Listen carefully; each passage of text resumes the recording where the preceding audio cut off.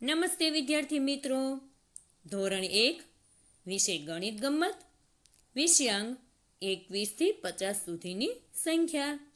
તો આજે આપણે દ્વિતીય સત્રની અંદર પ્રકરણ 8ની શરૂઆત કરીશું. જુઓ વિદ્યાર્થી મિત્રો, ખાલી જગ્યા પૂરો. અહીંયા આપણને એક જૂથ આપેલું છે અને ઘણી બધી છૂટી દિવાસળી આપેલી છે. તો તે સંખ્યા ગણીને આપણે લખવાની છે. અહીંયા આપણને એક જૂથ આપેલું છે. એક જૂથમાં કેટલી દિવાસળી હોય તો તમે કહેશો કે 10. અને છૂટી દિવાસળી કેટલી છે તે આપણે ગણીએ. 1 2 3 4 5 6 7 8. તો કે 10 ને 8 કેટલા થાય તો કે 18. તો અહીંયા આપણે 18 લખેલા દેખાય છે. હવે જુઓ, અહીંયા આપણને એક જૂથ આપેલું છે અને છૂટી દિવાસળી આપેલી છે. તો છૂટી દિવાસળી કેટલી છે તે આપણે જોઈએ. 1 2 3 4 5. તો 10 ને 5 કેટલા થાય તો કે 15. તો અહીંયા આપણે 15 લખીશું. બરાબર. પછી નીચે જુઓ, એક જૂથ આપ્યું છે અને છૂટી દિવાસળી આપેલી છે. તો છૂટી દિવાસળી કેટલી છે તે આપણે ગણીશું. 1 2 3 4 5 6. તો 10 ને 6 કેટલા થાય તો કે 16. તો અહીંયા આપણે 16 લખવાના છે આ રીતે. જુઓ, તો તમારે તમારા પુસ્તકમાં આ રીતે લખવાનું છે. 18 15 અને 16. હવે જુઓ, સંખ્યા લખો. અહીં આપણને એક જૂથ આપેલું છે દશકમાં અને એકમમાં છૂટી દિવાસળી આપેલી છે. તો દશકમાં કેટલા જૂથ આપ્યા છે તો કે 1. તો અહીંયા આપણને દશકમાં 1 લખેલું દેખાય છે. હવે છૂટી દિવાસળી કેટલી આપી છે તે આપણે ગણીશું. 1 2 3 4. તો એકમમાં આપણે 4 લખેલા દેખાય છે. તો 10 ને 4 કેટલા થાય 14. તો અહીં આપણે ગોળ રાઉન્ડમાં 14 લખેલા દેખાય છે.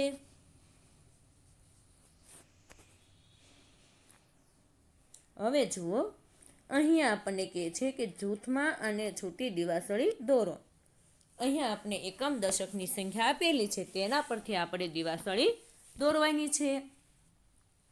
દશક કેટલા આપ્યા છે તો કે એક જૂથ આપણે બનાવીશું આ રીતે. 1 2 3 4 5 6 7 8 9 10. તેને આ રીતે આપણે બાંધી દઈશું. બરાબર. એકમમાં કેટલી સંખ્યા આપી છે 5. તો આપણે 5 દિવાસળી દોરીશું છૂટી. 1 2 3 4 ને 5. તો કઈ સંખ્યા થશે તો કે 15. જુઓ, તમારે પણ તમારા પુસ્તકમાં આ રીતે જૂથ દોરવાનું છે અને આ રીતે તમારે છૂટી દિવાસળી દોરવાની છે.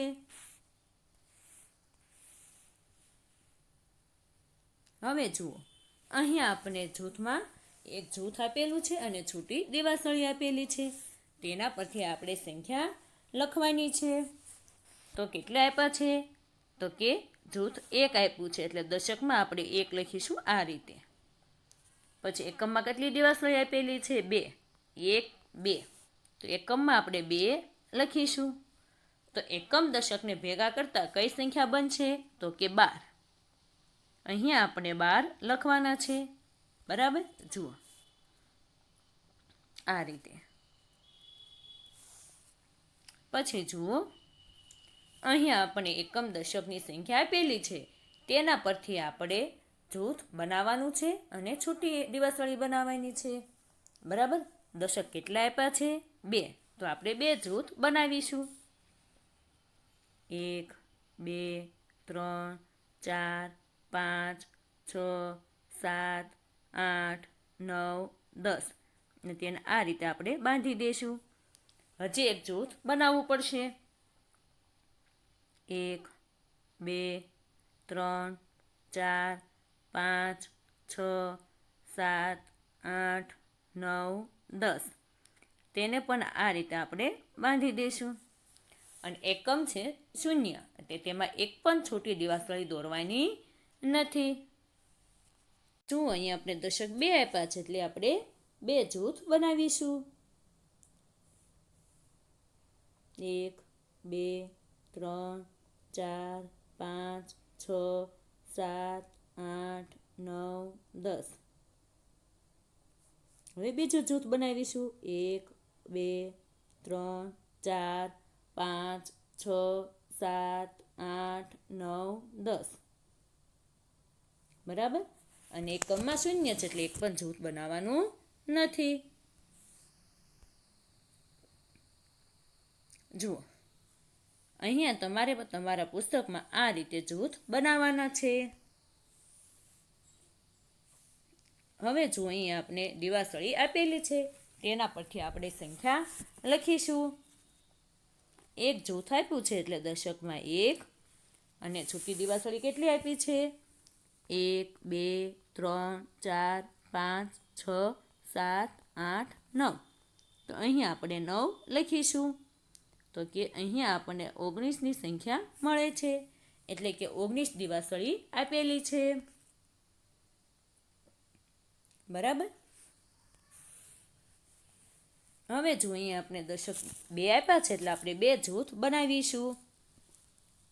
1 2 3 4 5 6 7 8 9 10. પછી 1 2 3 4 5 6 7 8 9 10. બરાબર. તો અહીંયા આપણે એકમ દશકની સંખ્યા બનાવવાની છે, તો ભેગી કરતાં આપણે 22ની સંખ્યા મળે છે. બરાબર. પછી એકમમાં કેટલી દિવાસળી દોરવાની છે? તો કે 2. 1 2. બરાબર. જો આ રીતે તમારે પણ તમારા પુસ્તકમાં દિવાસળી દોરવાની છે.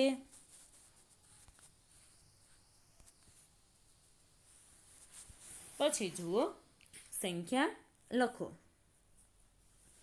અહીં આપણે કેટલા જૂથ આપ્યા છે? તો કે 1 2. તો દશકમાં 2 આપેલા છે. હવે છૂટી દિવાસળી કેટલી છે તે આપણે જોઈએ. 1 2 3 4 5. તો એકમમાં 5 આપેલા છે, એટલે કે દશક અને એકમની સંખ્યા ભેગી કરીએ એટલે 25 થાય. બરાબર. હવે જો અહીંયા કેટલી દશક આપ્યા છે? તો કે 1 2 3. 3 જૂથ આપ્યા છે. અહીંયા આપણે 3 લખેલા દેખાય છે. હવે છૂટી દિવાસળી કેટલી છે? તો કે 1 2 3. તો અહીંયા આપણે એકમમાં 3 આપેલા છે, એટલે એકમ દશકને ભેગા કરીએ એટલે 33 થાય.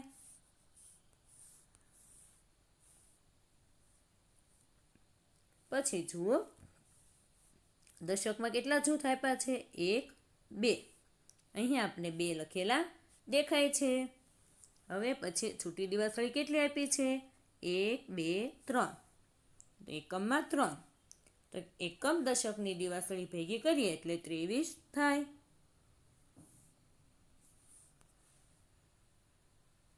બરાબર. પછી જુઓ, અહીંયા આપણે કેટલા જૂથ આપ્યા છે? તો કે ગણીએ આપણે. 1 2 3 4. એટલે 4 આપણે દશકમાં સંખ્યા આપેલી છે. હવે છૂટી દિવાસળી કેટલી છે? તો કે 1 2. તો અહીંયા 2 આપ્યા છે. તો કે 4 દશક એટલે 4 જૂથમાં કેટલી દિવાસળી થઈ? તો કે 40. 40માં 2 ઉમેરીએ એટલે 42.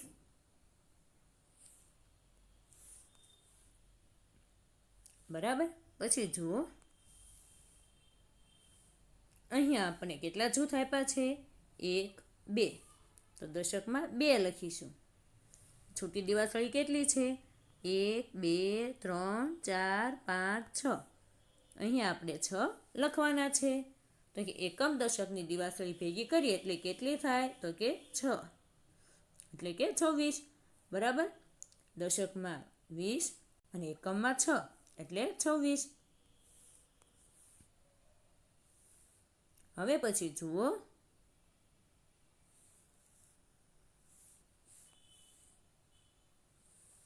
અહીંયા જુઓ, આપણે એકમ દશકમાં કેટલી દિવાસળી આપી છે તે આપણે ગણીશું. દશકમાં કેટલા જૂથ છે? 1, 2, 3, 4. અહીં આપણે 4 લખીશું. પણ છૂટી દિવાસળી કેટલી છે? તો કે 1, 2, 3, 4, 5, 6. તો અહીં આપણે 6 લખવાના છે. તો કે એકમ દશકને ભેગા કરીએ એટલે કેટલા થાય? તો કે 46. બરાબર? જુઓ, એટલે કે એકમ દશકને ભેગા કરીએ એટલે 46 થાય. પછી જુઓ, દશક કેટલા છે? 1, 2, 3 ને 4. તો અહીં આપણે 4 લખીશું. એકમમાં કેટલા છે? તો કે એક પણ દિવાસળી આપેલી નથી એટલે કે 0. તો એમાં આપણે બોક્સમાં આપણે 40 લખવાના છે. હવે પછી જુઓ, કેટલા જૂથ આપેલા છે? 1, 2, 3. તો અહીંયા આપણે 3 લખીશું. બરાબર? છૂટી દિવાસળી કેટલી આપી છે? 1, 2, 3, 4, 5, 6 ને 7. અહીં આપણે 7 લખવાના છે. તો કે કેટલા છે? એકમ દશકને ભેગા કરીએ તો કે 37.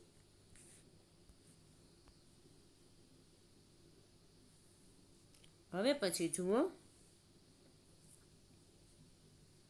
અહીંયા આપણને કેટલા જૂથ આપ્યા છે? 1, 2, 3. તો અહીં આપણે 3 લખવાના છે. એકમ કેટલા આપ્યા છે? તો કે 1, 2, 3, 4, 5, 6, 7, 8, 9. તો અહીં આપણે 9 લખીશું. તો કેટલી સંખ્યા થશે? 39.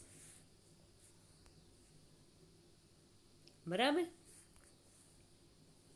હવે જુઓ, કેટલા જૂથ આમાં આપ્યા છે? તો કે 1, 2, 3 ને 4. તો અહીંયા આપણે 4 લખવાના છે. છૂટી દિવાસળી કેટલી છે? 1, 2, 3, 4, 5, 6. અહીંયા આપણે 6 લખીશું. તો કે 4 ને 6 કેટલા થશે? તો કે 4 દશક એટલે 40 અને 40માં 6 ઉમેરીએ એટલે 46. જુઓ વિદ્યાર્થી મિત્રો, આ રીતે તમારે પણ તમારા પુસ્તકમાં લખવાનું છે.